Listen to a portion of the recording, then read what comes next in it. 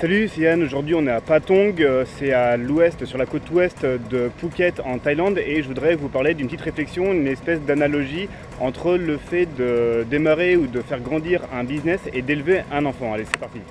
Alors, la première caractéristique qui est commune au fait d'élever un enfant et le fait de développer un business, c'est qu'il faut absolument être responsable, être 100% responsable de ce qui se passe. Donc, s'il arrive quelque chose de négatif à votre enfant ou à votre business, c'est vous qui en êtes responsable. Ça ne veut pas dire que c'est forcément de votre faute, ça peut venir d'une cause extérieure, mais vous êtes responsable de faire ce qu'il faut pour rétablir la situation, pour améliorer,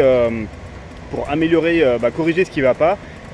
Et en fait, ça ne peut que tenir, il tient qu'à vous en fait de faire en sorte que tout se rétablisse. Le deuxième point commun entre le fait d'élever un enfant et d'avoir un business, c'est qu'en fait il faut constamment le nourrir en quelque sorte. Le nourrir par exemple pour un enfant, ça va être en termes d'oxygène ou de nourriture.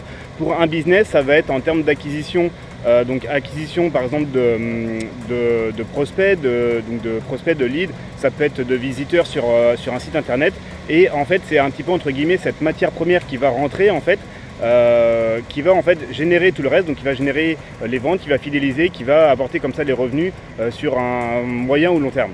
Donc si à un moment donné on arrête de nourrir le bébé ou si on arrête de nourrir le business, il se passe la même chose, le système va fonctionner beaucoup moins bien, de manière plus ou moins rapide, suivant que le business soit totalement passif, c'est-à-dire que les revenus soient générés de manière purement automatique, ou si le business est semi-passif ou complètement actif.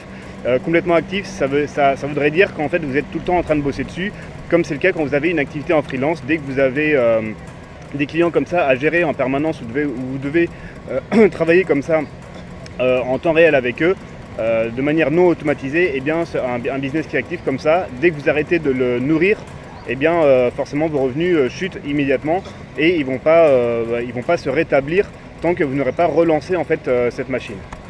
Alors une autre analogie entre un enfant et un business, c'est qu'en fait il faut en prendre soin, il faut l'entretenir, il faut prendre soin de sa santé en quelque sorte.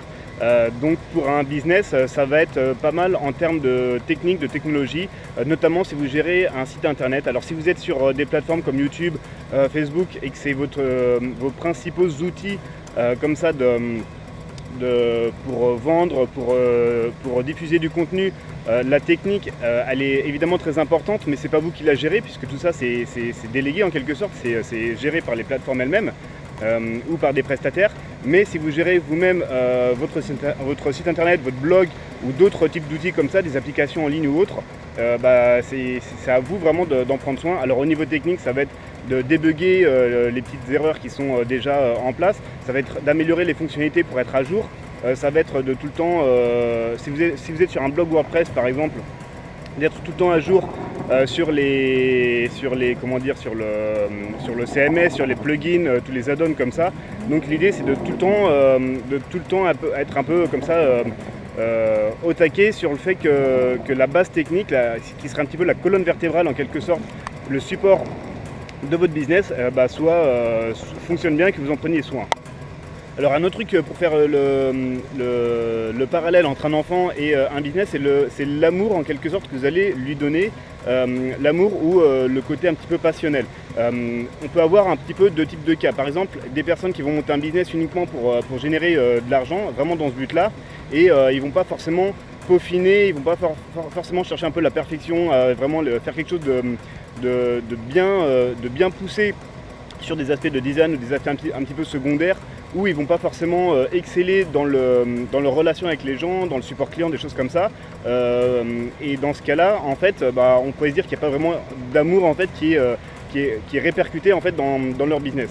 Alors qu'au contraire, on peut avoir d'autres types de business qui sont souvent des business qui sont liés soit à la personnalité du créateur, soit souvent c'est plus pour des business qui sont basés sur du contenu comme de la vente de formation, du blogging, etc.